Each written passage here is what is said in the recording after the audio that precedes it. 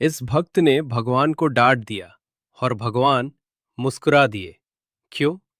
पूरी कहानी सुनिए।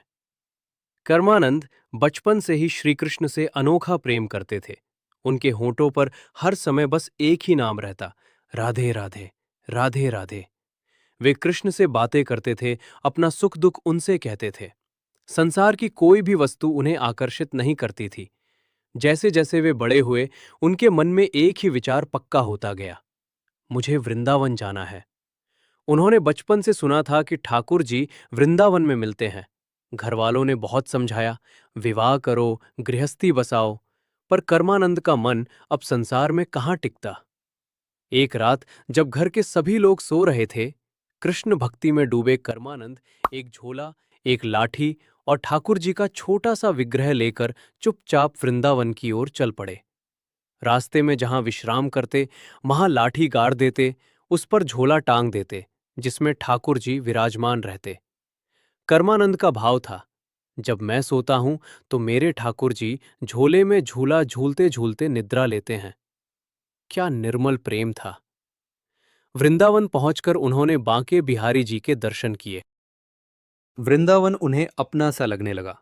वे संतों की संगति में रहते, गली गली घूमते, बस नाम जपते, कृष्ण कृष्ण, राधे राधे।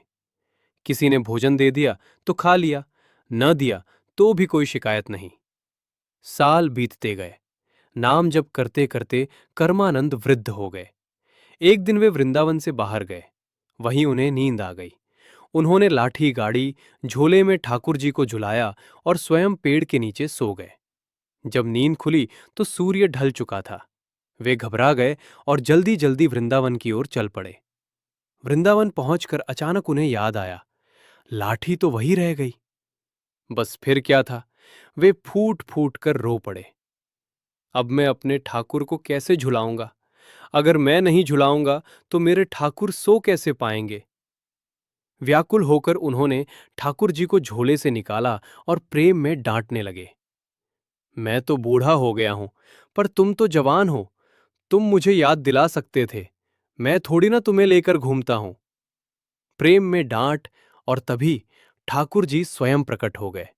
कर्मानंद घबरा गए और बोल पड़े, मुझे आपके दर्शन नहीं चाहिए थे प्रभु। आप बस लाठी याद दिला देते। आपको आने की क्या जरूरत थी? ठाकुर जी बस मुस्कुराते जा रहे थे। कुछ क्षण बाद कर्मानंद को एहसास हुआ, मैं अपने आराध्य पर क्रोधित हो रहा हूं और प्रभु मुस्कुरा रहे हैं। वे रोते हुए